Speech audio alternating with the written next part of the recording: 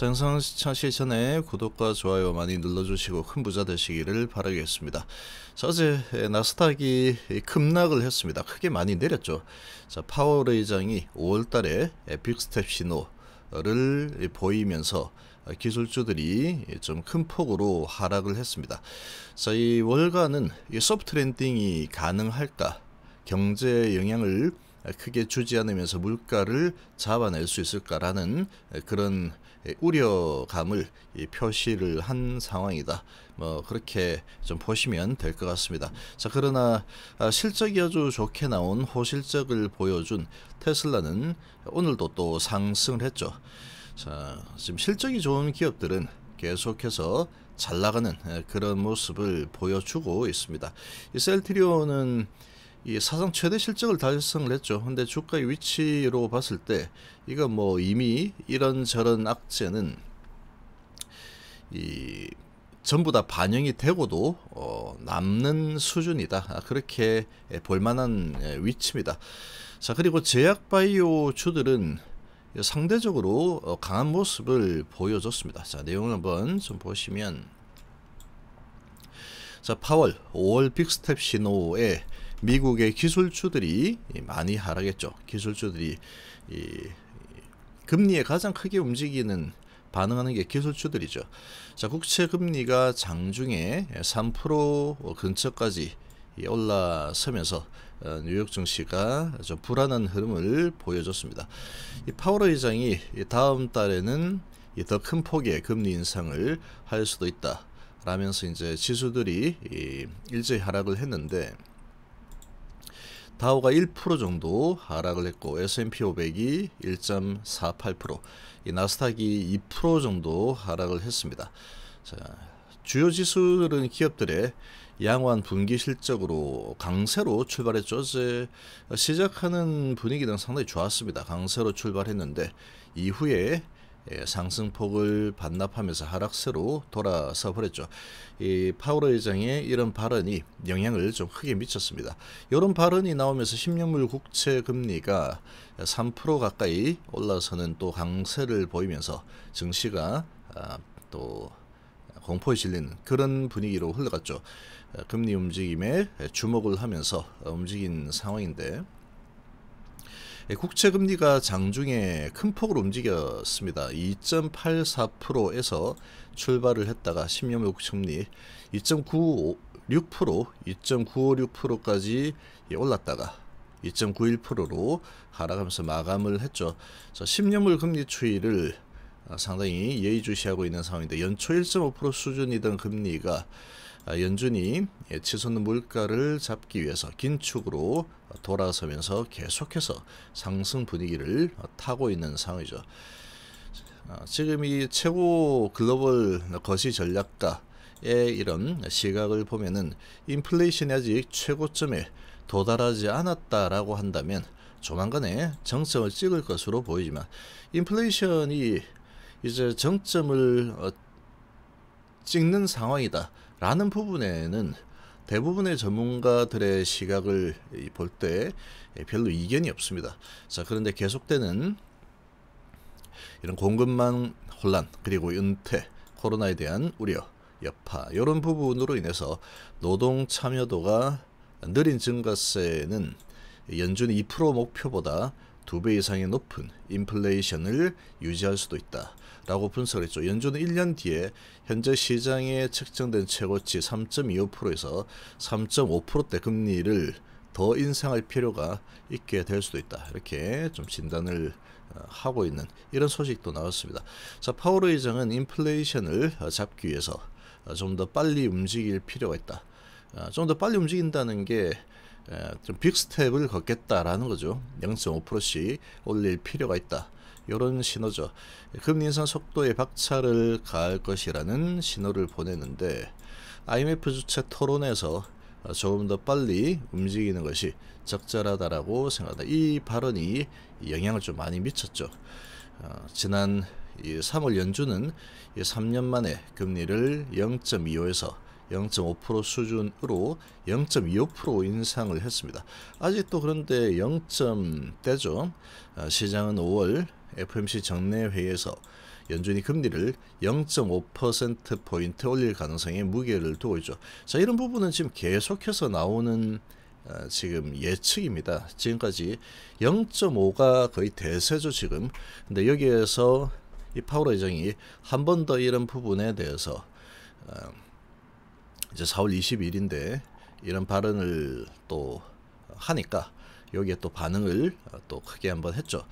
자, 연준은 이 소비자 물가지수 성장률 목표치인 2% 수준으로 되돌리기 위해서 노력을 하고 있고, 인플레이션이 3월에 정점을 찍을 수 있지만 우리는 이에 대해서 잘 모르겠다라는 거죠. 3월쯤에 정점을 찍을 것 같다라고 대부분 예상을 하고 있는데, 지금 파월 의장 같은 경우에는 이것도 명확하지는 않다라고 조심스럽게 지금 예측을 하고 있는 상황이죠.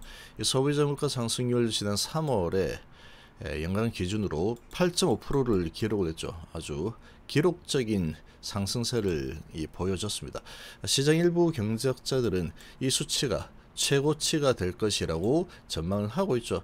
근데 파월 의장은 아직까지 좀 조심스럽게 반응을 하고 있다라는 거죠. 4월 달에 혹시 더 크게 증가할 수도 있는 상황이 나올 수도 있다. 이렇게 이제 조심스럽게 반응을 하고 있죠. 노동시장에 대해서 파월 의장은 너무 뜨겁다 이렇게 지금 보고 있고, 이 상황은 노동자들에게 얼마나 좋았는지 관찰자들은 잊어서는 안 된다 이렇게 지금 바라보고 있습니다. 자, 시장에 대해서는 시장이 우리가 말하고 있는 것을 처리하고 있다라고 생각을 하고 있죠. 그러니까 지금 이 파월 의장이 바라보는 관점대로 시장은 좀 움직여주고 있다 이렇게 지금 보고 있습니다. 자, 지금 월가는 연착륙, 연준 생각처럼 가능할까라는 우려가 있죠. 경착륙이 일어나는 건 아닐까라는 우려가 오늘 기술주 하락을 좀 부추긴 상황이죠. 월가는 우려의 시각으로 지금 바라보고 있는 상황인데, 연준이 경제 악영향을 주지 않으면서 인플레를 잡을 수 있을까? 이 부분에 대해서 좀 회의적이다. 워낙 물가가 좀 가파르게 올라선 상황이다 보니까 가능할까라는 그런 지금 우려를 보이고 있죠. 자, 연착륙 소프트랜딩을 하기 위해서는 기술 그리고 시간, 운 세 가지가 다 필요한 상황이다. 그렇게 좀 바라보고 있습니다. 자, 지금 기술주들이 크게 좀 하락했죠. 엔비디아 6%, 메타 6%, 아마존 넷플릭스 3.7%, 3.5%, 알파벳 마이크로소프트 2.5%, 1.9%. 그런데 테슬라는 예상 상회 실적을 보여주면서 3.23% 또 상승했습니다. 자, 이 실적이 좋은 기업은 상승하고, 같은 과인 전기차 부분인 리비안, 루시드 여기는 6.8%, 6% 하락을 했죠. 실적이 상당히 지금 중요하게, 시장은 실적을 상당히 중요하게 지금 바라보고 있는 그런 상황이다. 그렇게 좀 볼 수 있겠죠. 자, 쿠팡 펠로톤도 6%, 8%, 6% 이렇게 또 하락하는 모습을 보여줬죠. 자, 지금 이 가격을 이제 올리기로 이 반도체주들도 4%, 3% 좀 크게 하락을 했습니다. 자, 가격을 가격 올리기로 한 항공주들은 일제히 강세를 보였죠. 지금 이 봉쇄 완화 이런 부분과 이제 그동안에 이제 많이 힘들었던 이 항공주 가격을 올리겠다. 국제유가도 많이 올라가고 하니까 반영하겠다 이런 거죠. 자, 이런 소식이 나오면서 항공주들은 아주 크게 올랐죠. 유나이티드 항공이 9.3% 올랐었고, 나머지 항공주들도 이제 따라서 올리겠죠. 뭐 이런 분위기가 또 형성이 됐겠죠. 이 강한 모습을 보였습니다. 자, 이렇게 이제 올라섰고, 에너지주들은 또 약세를 보였죠. 5%, 4% 뭐 이런 식으로 약세를 좀 크게 보여줬고, 유가는 상승하는 모습을 보였습니다. 자, 전체적으로 한번 보시면, 건강관리를 한번 보시면 이 대업종 이 S&P 500 쪽을 보면은 건강관리 이 주요 바이오주들이죠.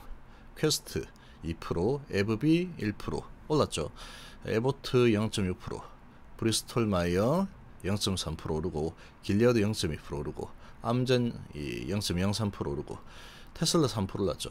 대부분 이제 S&P 500에 있는 이 바이오 주들은 상승했습니다. 자, 그리고 나스닥 쪽은 이 나스닥 쪽은 좀 혼조세였는데 길리어드 오르고 암젠 올랐죠. 그리고 서너바이오젠 한 0.9%, 그리고 버텍스가 1.26%, 리제네론이 1.8%, 인사이트가 1.3% 하락을 하는 모습을 보였습니다. 자, 그리고 다우 쪽은 암젠 올랐고 머크가 0.27%, 존슨앤존슨이 0.29%, 유나이티드 헬스그룹이 1.5%.